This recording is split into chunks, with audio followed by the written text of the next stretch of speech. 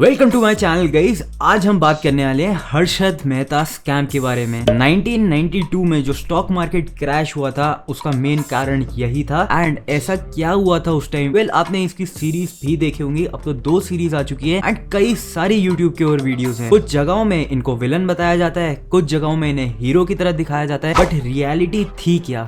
इस वाली वीडियो में मैं आपको सब कुछ बताने वाला हूँ एंड ऐसे बताऊंगा कि आपको सब समझ आ जाएगा। मेन चीज हुई ऐसी थी, सिस्टम के अंदर कुछ लूप होल्स थे एंड जिन लोगों को इन लूप होल्स के बारे में पता था इस चीज का यूज करते थे, ऐसे करते थे कि लोगों को डे टू डे पता ना लगे। बट हर्षद मेहता ने इस चीज को यूज करा और फ्लैम्बॉयंट टाइप ऑफ लाइफस्टाइल की वजह से इनकी ये चीजें बाहर आने लगी। एंड जब बाहर आने लगी और जो इनको आगे बढ़ता हुआ नहीं देखना चाहते थे तो उन लोगों ने ही इनकी बर्बादी लेके आई। अब हुआ कैसे था, ये चीज शुरुआत कैसे हुई? बेसिकली हर्षद मेहता ने बीकॉम कर रखी थी लाला लाजपत राय कॉलेज से मुंबई के अंदर। वहीं से बीकॉम करने के बाद कुछ टाइम के बाद ये जॉब करने लगे। जॉब करते हुए इनकी लाइफ इतनी ज्यादा अच्छी नहीं चल रही थी एंड उसी टाइम पे इनके फ्रेंड्स में नोन में जो लोग थे वो स्टॉक मार्केट ट्रेडिंग करके काफी पैसे बना रहे थे। एंड उसी वजह से इनका ध्यान स्टॉक मार्केट की तरफ गया, इनका इंटरेस्ट स्टॉक मार्केट में आया एंड ये भी स्टॉक मार्केट में कुछ करना चाहते थे।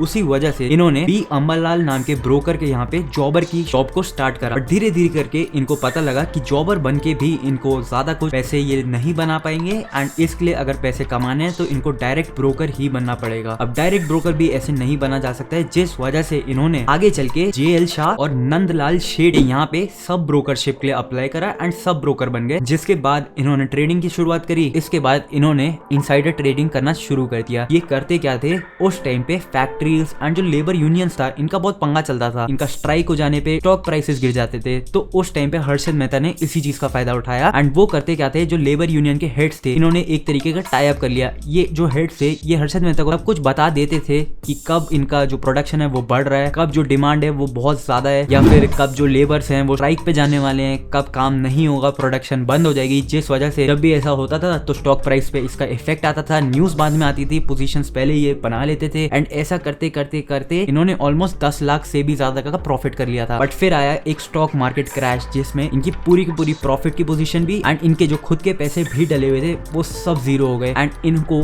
एक तरीके से जो इनका ब्रोकर थे उनकी तरफ से बैन भी लग गया था। उस टाइम तक ये ट्रेडिंग नहीं कर पाए, जिस टाइम पे इनके फैमिली के पास कोई भी इनकम का सोर्स नहीं था। जब इनके लॉसेस रिकवर हुए, मार्केट दोबारा चलने लगी, इन्होंने और रिसर्च करी और पढ़ाई करी, जिस वजह से आगे चल के इन्होंने एंड इनके भाई अश्विन मेहता ने ये डिसाइड करा कि ये लोग अब सब ब्रोकरशिप ना लेकर के खुद ही BSE के साथ एक ब्रोकर बनेंगे। इन्होंने शुरुआत करी अपनी ब्रोकिंग कंपनी की, ग्रो मोर रिसर्च की। इसमें ये एसेट मैनेजमेंट सर्विसेज ऑफर करते थे हाई नेटवर्थ इंडिविजुअल्स को एंड उसमें जो ये दूसरों को टिप्स देते थे उसके बेसिस में ये अपनी ब्रोकिंग इनकम कमाते थे। एंड तब शुरुआत हुई इनकी AMC company and broking company की BSE के साथ। एंड इनकी रिसर्च इतनी सॉलिड थी कि इनके जो रिटर्न्स थे ना वो बहुत ज्यादा बन रहे थे। फॉर इंस्टेंस उस टाइम पे एक ऐसा सेक्टर जो कि टी प्लांटेशन का सेक्टर था जिसका ओवरऑल डिमांड बहुत ज्यादा बढ़ने वाली थी, इनके प्रॉफिट्स भी बढ़ने वाले थे, बट इनके जो शेयर्स थे वो बढ़ नहीं रहे थे। जनरली मार्केट में जब अच्छी खबरें आने वाली होती है तो स्टॉक मार्केट में जो इनके स्टॉक्स होते हैं वो पहले ही भागने लगते हैं, बट इस साइड पे जो इन कंपनी जैसे कि टाटा टी के शेयर्स थे ये बढ़ नहीं रहे थे। एंड इसी टाइम पे जो हर्षद मेहता थे, इनके जो ग्रो मोर रिसर्च थी, इन्होंने अपने सारे ही क्लाइंट्स को इन कंपनीज के शेयर्स में इन्वेस्ट करने की सलाह दी, जिस वजह से इनके क्लाइंट्स के भी और इनके भी बहुत ज्यादा पैसे बने। एंड इस वजह से जो ग्रो मोर रिसर्च कंपनी थी ना वो बहुत पॉपुलर हो गई थी 1990s में। एंड जब इनकी पॉपुलैरिटी बढ़ने लगी इनके पैसों की दिक्कत चली गई, जिस वजह से जब आपकी एक स्टेबल इनकम हो जाती है जैसे कि इनकी हो गई थी, उन्हें उससे मजा नहीं आ रहा था, इन्हें और पैसे कमाने थे। एंड इसी वजह से उस टाइम पे हर्षद मेहता बैंक्स के लिए ब्रोकिंग करने लगे। बेसिकली बैंक्स को जब भी लोन या फिर कैश की रिक्वायरमेंट होती थी ये दूसरे बैंक से लोन लेते थे, बट एट दैट टाइम ये ट्रांजैक्शंस बैंक टू बैंक नहीं होती थी बल्कि बैंक टू ब्रोकर एंड फिर ब्रोकर टू बैंक होती थी। बीच में एक थर्ड पार्टी ब्रोकर होता ही था, जिसका फायदा मिला हर्षद मेहता को। अब क्योंकि ये डील्स रेडी फॉरवर्ड डील्स होती थी, जिसका मतलब यही है जैसे कि आपके पास कोई सिक्योरिटी पड़ी है, जिसके पास कोई गोल्ड का सामान पड़ा है, आपको पैसे की रिक्वायरमेंट है, आपने अगले बंदे को बोला मेरा गोल्ड का सेट रख लो एंड मुझे पैसे दे दो। जब कुछ टाइम के बाद आपके पास पैसे हैं आप उसके इंटरेस्ट को जोड़ करके उसके पैसे वापस करके अपने गोल्ड के सेट को छुड़वा लेते हैं। सेम बैंक्स के साथ ही होता है। बैंक्स अपने सिक्योरिटी या फिर गवर्नमेंट सिक्योरिटीज को बेचता नहीं है, ये सिर्फ कुछ टाइम के लिए एज अ सिक्योरिटी देते हैं एंड फिर जब इनका सब कुछ काम हो जाता है ये पैसे रिटर्न कर देते हैं। And directly bank to bank पैसे ट्रांसफर नहीं होते थे, ये ब्रोकर के अकाउंट में पैसे ट्रांसफर होते थे, जिसका फायदा हर्षद मेहता को मिला। अब हर्षद मेहता करते थे बैंक ए को अगर अपने पैसे को उनका एक्स्ट्रा सरप्लस पैसे एंड इन्हें लोन के तौर में किसी को देना है, वहीं पे हर्षद मेहता इस पैसे को अपने पास रख लेते थे एंड एंड इसके बदले में सिक्योरिटीज इस बैंक को कुछ दिनों के बाद देते थे। एंड वहीं पे अगर बी बैंक है, इसका सिक्योरिटी पड़ी है बट पैसे नहीं है, इनको पैसे की रिक्वायरमेंट है, तो हर्षद मेहता करते क्या थे कि इस बी बैंक की सिक्योरिटी ले लेते थे एंड कुछ टाइम के बाद इसको पैसे भी दे देते थे। एंड वहीं पे जब ए बैंक अपने पैसे वापस मांगता था तब हर्षद मेहता सी बैंक से पैसे ले करके ए बैंक को चुकाते थे, क्योंकि जो पैसे इन्होंने ए बैंक से लिए थे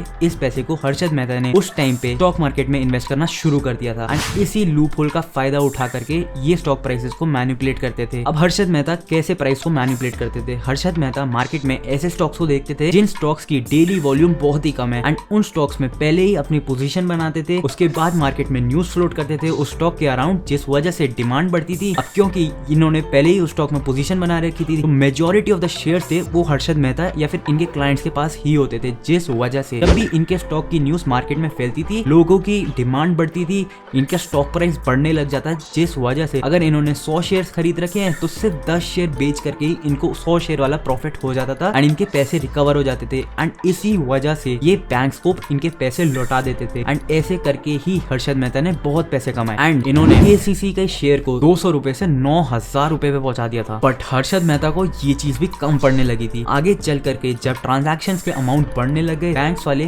बैंक रिसीट्स देने से मना करते थे, कई बार नहीं भी देते थे, तो उस टाइम पे हर्षद मेहता को तो अपने स्टॉक्स के प्राइसेस को बढ़ा करके ही रखना पड़ता था, वरना अगर वो बाइंग नहीं करते तो कई बार इनकी पोजीशन डाउन भी आ जाती। तो उस टाइम पे हर्षद मेहता ने एक और चीज करना शुरू करा, वो थे फेक बैंक रिसीट्स को बनाना। यस गाइस, ये एसबीआई या फिर कुछ ऐसे ही सरकारी बैंक्स में कुछ लोगों को ब्राइब करके जो इनके बैंक रिसीट्स थे वो फेक बनाने लग गए एंड दूसरे बैंक्स में ये फेक बैंक रिसीट्स को दे करके पैसे उठाने लग गए, जिस वजह से ये स्टॉक प्राइस को बढ़ाते थे। बट प्रॉब्लम इनके साथ तब आई जब शेयर मार्केट के अंदर एक बेयर मार्केट आ गई, बेयर फेज आया, स्टॉक प्राइसेस डाउन होने लग गए, अब सिक्योरिटीज एंड बैंक्स इनसे पैसे वापस मांगने लग गए। उस टाइम पे हर्षद मेहता के पास पैसे नहीं थे देने के एंड ये ट्रैप हो गए, जिस वजह से एट द एंड ये फंस गए एंड इन्होंने जो फेक बैंक रिसीट्स दी थी वो भी पता लग गई, उसकी वजह से ये और फंस गए एंड जब ये फंसे उसके बाद स्टॉक मार्केट ट्रेडिंग को भी होल्ड कर दिया गया था एंड ये अपने लोन के पैसे नहीं चुका पाए थे। अब ऐसा बताया जाता है कि ऑलमोस्ट 3 से 4 हजार करोड़ का नुकसान हुआ था बैंकिंग सिस्टम को या फिर इंडियन स्टॉक मार्केट को उस टाइम पे, क्योंकि जो इन्होंने बैंक रिसीट्स दी थी वो फेक थी, जो सिक्योरिटी का अमाउंट था वो कभी रिकवर हो ही नहीं सकता था उन फेक बैंक रिसीट्स की मदद से। जो इनके पास पैसे थे वो इन्होंने स्टॉक मार्केट में लगा दिए थे एंड मार्केट ऑलरेडी डाउन थी, जिस वजह से वो अगर शेयर को बेचते भी तब भी अपने उन पैसों को चुका नहीं पाते थे। इस वजह से ये पूरी चीज में ये फंस गए,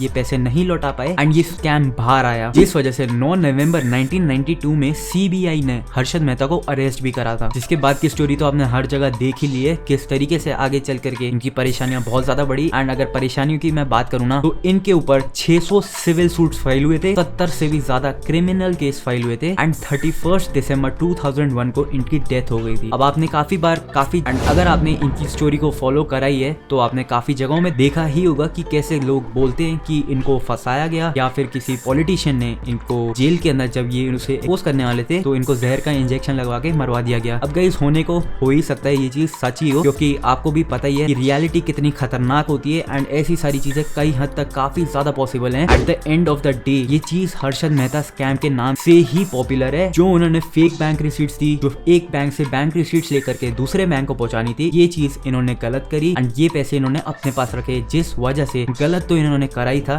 एंड इसी वजह से फंस भी गए। अगर ये किसी हद तक अपने उन पैसों को चुका देते या फिर जो बैंक रिसीट्स थी असली होती तब भी कहीं हद तक ये बच पाते, बट फेक बैंक रिसीट्स होने की वजह से ये फंस गए। तो क्या लगता है आपको, क्या हर्षद मेहता एक हीरो थे? क्या इनको ही मेन विलन बनाया गया या सारी प्रॉब्लम सारे इल्जाम इनके ऊपर ही थोप दिए गए? मेरे को कमेंट सेक्शन में जरूर बताना। हालांकि जो चीज हुई थी, क्या प्रॉब्लम थी, वो मैंने आपको बेसिकली बताई दी है, इससे ज्यादा इसके अंदर घुसने की जरूरत नहीं है एंड मेन चीज बैंक रिसीट्स का फेक होना ही था। तो बस गाइस इतना ही था इस वाली वीडियो के लिए। जो इनकी स्कैम सीरीज है स्कैम 1992 वो काफी अच्छी सीरीज है, आप उसको देख सकते हैं, बट उसमें कहीं हद तक काफी ज्यादा इमोशनल एंगल भी डाला गया है। उसमें कहीं हद तक हर्षद मेहता की एक पॉजिटिव साइड को भी दिखाने की कोशिश करी गई है। एक इनकी सीरीज हॉटस्टार पे भी आई है, वो भी काफी अच्छी सीरीज है। तो दोनों ही सीरीज को आप देख सकते हैं एंड जो ये बैंक रिसीट्स वाली चीज है, इससे सारी चीजों को आप समझ ही सकते हैं कि रियलिटी में इनके साथ क्या ही हुआ होगा एंड किस तरीके से इनको ट्रैप कर दिया गया था एंड इनको अकेला ही फंसा दिया गया था। गलतियां तो इनकी तरफ से भी थी, बट क्या सिर्फ अकेले इनकी ही गलती थी जिस वजह से इतना बड़ा मार्केट क्रैश हुआ? नहीं, ऐसा नहीं था। मेजॉरिटी ऑफ द लोग जो इस सीन में इनके साथ शामिल होंगे वो लोग बच ही गए हैं। जितना हमें पता ही है आज के टाइम पे 2025 में कि मेन विलन तो हर्षद मेहता ही थे। तो बचने वाले बच गए एंड जो फंसना था उनकी डेथ भी हो गई है। हालांकि बस करते हैं इस वाली वीडियो के लिए। आई होप आपको ये वाली वीडियो पसंद आई हो एंड हर्षद मेहता मेहता स्कैम के बारे में पता लगा हो। अगर कोई चीज आप मेरे साथ शेयर करना चाहते हैं नीचे कमेंट सेक्शन में आप बता सकते हैं। इस वाली वीडियो को गाइस प्लीज अपने फ्रेंड्स के साथ शेयर करना ताकि मेरे सब्सक्राइबर्स बढ़ पाए एंड हमारी कम्युनिटी ग्रो कर पाए। मिलता हूँ आपसे बहुत जल्द एक और नई वीडियो के साथ। Till then bye guys. And आज के टाइम में काफी ब्रोकर्स यही बताते हैं, जब आप न्यूज इंटरव्यू देखेंगे काफी लोगों का, कि उस टाइम पे जो स्टॉक प्राइसेस थे वो मैडली भाग रहे थे। कोई स्टॉक 100 रुपए का था तो अगले कुछ टाइम के बाद वो 1000 रुपए में भी बेचा है काफी लोगों ने। इसके रामदेव अग्रवाल के भी आपने काफी सारे इंटरव्यूज देखे होंगे, उन्होंने यही बताया कि उन्होंने ऑलमोस्ट 30 करोड़ रुपए इस बुल रन से कमाए थे। तो जहाँ पे कई सारे लोग बर्बाद हुए थे हर्षद मेहता स्कैम की वजह से, वहीं पे काफी सारे लोग बने भी थे।